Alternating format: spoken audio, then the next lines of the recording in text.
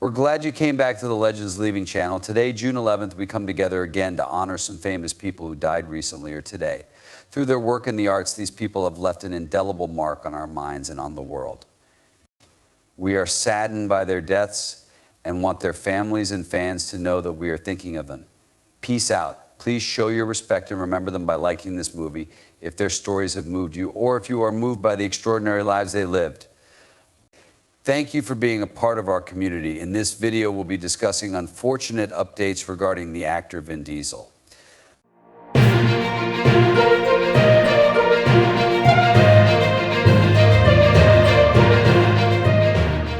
6. James Lawson, a notable figure in the American Civil Rights Movement, was born on September 22, 1928, in Uniontown, Pennsylvania. Lawson showed a strong dedication to social justice from a very young age. This was shaped by his Methodist parents' religion and his own strong beliefs.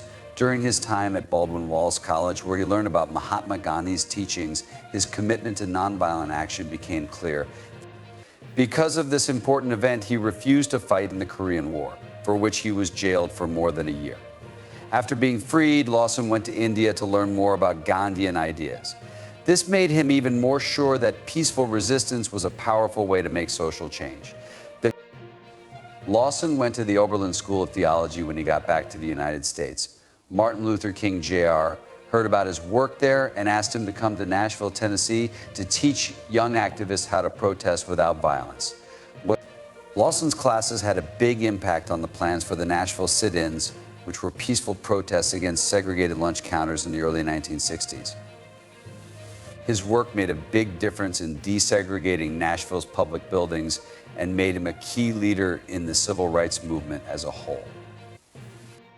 Lawson had a big impact, and his work with the Southern Christian Leadership Conference, SCLC, and as a guide during the Freedom Rides only added to his reputation as a master of nonviolent protest. During his whole life, James Lawson fought for social justice, mainly working for workers' rights and economic justice. Up until the end of his life, he continued to support peaceful protests by giving speeches and joining different groups. Lawson's lifelong dedication to fairness and justice motivated many people and changed the course of American history. He died on June 9, 2024, at a hospital in Los Angeles. He was 95 years old. It was the end of an era when he died, but his legacy goes on and continues to encourage people to fight for justice without violence. 5. Simon Maxwell Cowell, MBE, was a British author, TV host, and environmentalist who was born on April 19, 1952, and died on June 9, 2024. He was best known for hosting the Animal Planet documentary series Wildlife's SOS from 1996 to 2014. Among other things, he started the Animals Aid Foundation, a charity that helps save, heal, and release British animals. Cowell was born on April 19, 1952. As a child, he had trouble speaking, but singing helped him feel better. He went to the City of London Freeman's boarding school and was in musicals and bands there. Cowell got his PhD in biological sciences at Jesus College, Cambridge. In the 1980s, he worked as a dealer in goods. In 1983, he and his ex-wife Jill started the Wildlife Aid Foundation. They turned his house into a wildlife refuge. Wildlife SOS and a continued YouTube series took a look at the foundation's work. Cowell worked hard for PETA as a conservationist and animal rights fighter. Ricky Gervais once said that he was like David Attenborough with Tourette's because he was honest and funny. Because he worked to protect animals, he was given the Order of the British Empire in 2006. The autobiography of Cowell, My Wildlife, the story of an unusual animal rescuer, came out in 2016 as an author work.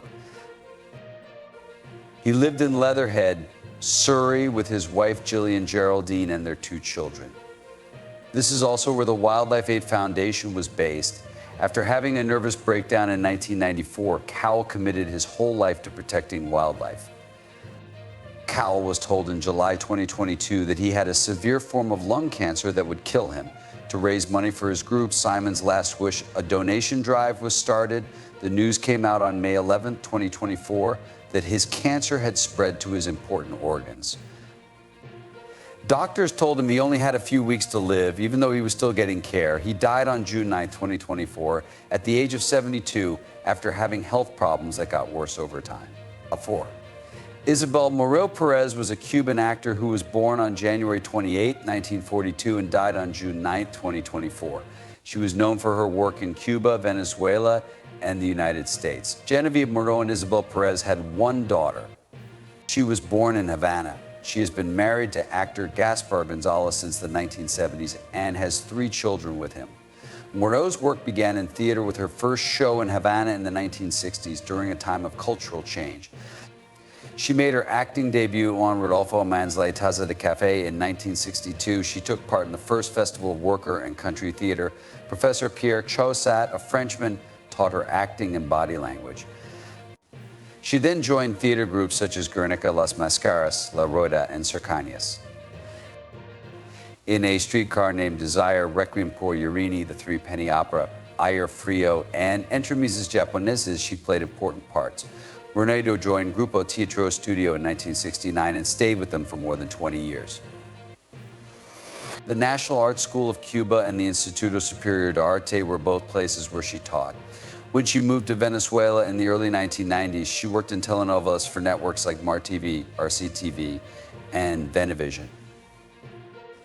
After moving to the United States in 2001, she worked in theater, TV, and sometimes movies. Moreno was coached by Raquel Revuelta, Vicente Revuelta, Berta Martinez, and Armando Suarez del Villar, and was in more than 20 shows that went on tour around the world. In addition to her stage work, she had her most successful years when she worked in Cuban movies and on TV. Olivia Moreno Perez died on June 9, 2024, after having problems with asthma. She was 82 years old. As a talented and dedicated actress, she left a legacy that continues to influence. 3.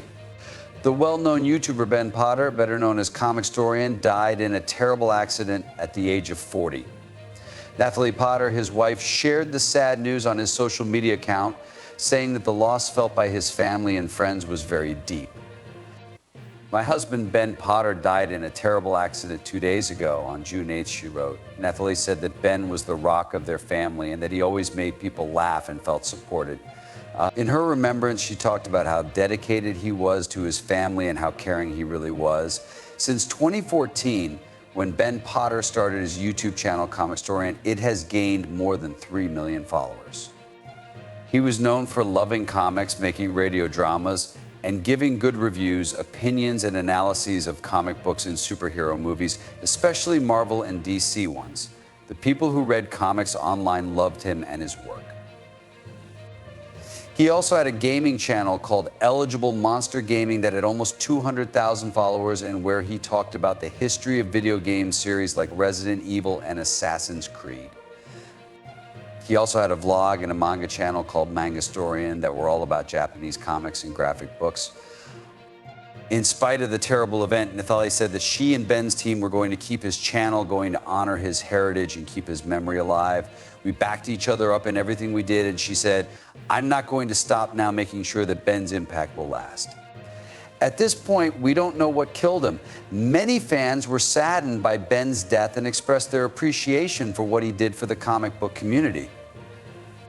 There are many touching comments on both Nathalie's post and Ben's last video, which was released the day before he died and was called "Why DC's Reboots Beat Marvel." Someone wrote, "He did so much for so many."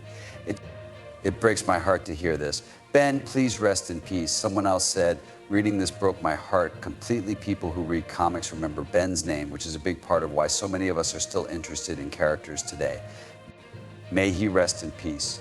People who love Ben Potter and his large audience will remember him as a respected comic expert and voice in the worlds of comics and video games. His commitment to sharing stories and his sincere connection with fans will live on in the community. 2. Alex Riel was a famous jazz and rock drummer who lived from September 13, 1940 to June 9, 2024. The Alex Riel Paula Mickelborg Quintet. His first group won the Montreux Grand Prix at the Montreux Jazz Festival in 1968. This was written about in Billboard in June 1968. Some of the famous acts that Riel worked with were Booker Ervin, Kenny Drew, Kenny Werner, Bob Brookmeyer, Thomas Clausen, Bill Evans, Eddie Lockjaw Davis, Jackie McLean, and Dexter Gordon. He also worked with famous jazz musicians like Ray Brown, Donald Byrd, Don Cherry, Art Farmer, Stefan Grappelli, Hank Jones, Thad Jones, and Ben Webster. With Niels Henning, Orsted Patterson, and Kenny Drew, he formed a famous group. Real helped start the Danish rock band The Savage Rose in 1968. In 1996, his jazz record, The Real Deal, won a Danish Grammy Award. When Real turned 70 in September 2010, his services to music were honored. The event at Jazzes Montmartre was shown live on TV2 in Denmark. The show included rare pictures of Real with Duke Ellington, Ben Webster, Bill Evans, and The Savage Rose. In 2002, Real married the crime fiction author Ian A. Real, who had won several awards. From 2005 until he died, they lived in Lysalee in North Zealand. After a lifetime of making great music in both jazz and rock styles, Alex Real died at home on June 9th, 2024, at the age of 83. Homer C. Rice was a respected American football player, coach, and college sports administrator. He was born on February 20th, 1927, and died on June 10th, 2024. Rice created and ran the Total Person program while he was in charge of athletics at Georgia Tech. This program is now used as a model by the NCAA Life Skills program across the country. Rice was born in 1927 and went to Center College in Danville, Kentucky. There, he did very well in football and baseball and was named an All-American in football in 1948 because he was so important to Center College, they named an award after him every season for the best special teams player. Rice started out as a football coach in high school, where he had a great record of 101.97 from 1,951 to 1961. He was hired as the offensive coordinator at the University of Kentucky in 1962. His teams won the national passing title and led the SEC in scoring. In 1966, he was the offensive coordinator at Oklahoma. From 1967 to 1968, he was the head coach at the University of Cincinnati. After Jim McKenzie's sudden death, Rice was offered the head coaching job at Oklahoma, but he decided to stay with his team at Cincinnati. As an administrator, Rice worked as the athletic director at both the University of North Carolina at Chapel Hill and Rice University, where he was also the head football coach. During his short time as coach of the NFL Cincinnati Bengals from 1978 to 1979, he was one of the first people to use the air option system. From 1980 to 1997, he was the athletic director at Georgia Tech, where he had the most important and longest job. He took a big pay cut there to complete his goal of creating a sports program that focused on student athletes. During Rice's time as head coach, Georgia Tech had a lot of great sports success. They won the National Football Championship in 1990, made it to the NCAA Final Four in men's basketball that same year, and won 3 ACC tournament titles in basketball.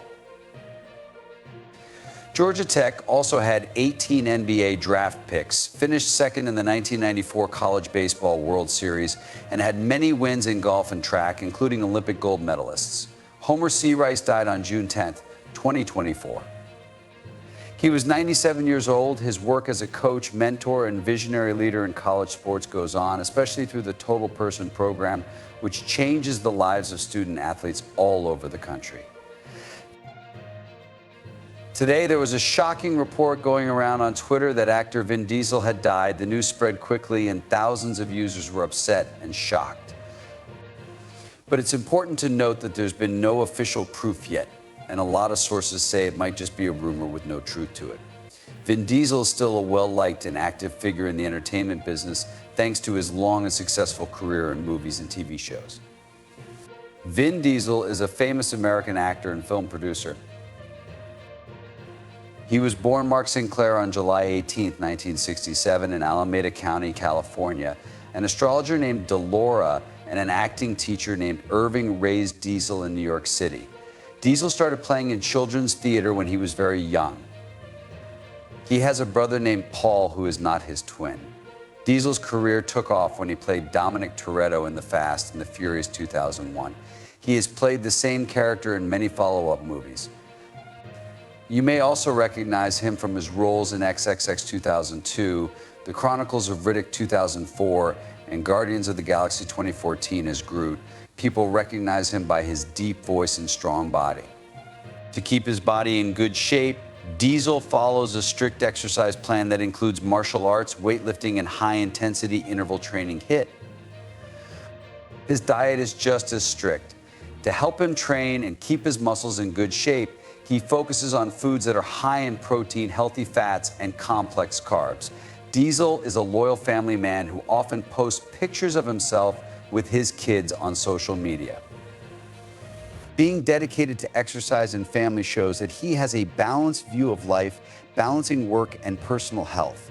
Don't forget to check the accuracy of news before spreading it, especially when it's such important news. Misinformation can spread on social media, but if we're careful, we can stop the spread of stories that aren't true. Enjoy your time off and see you soon.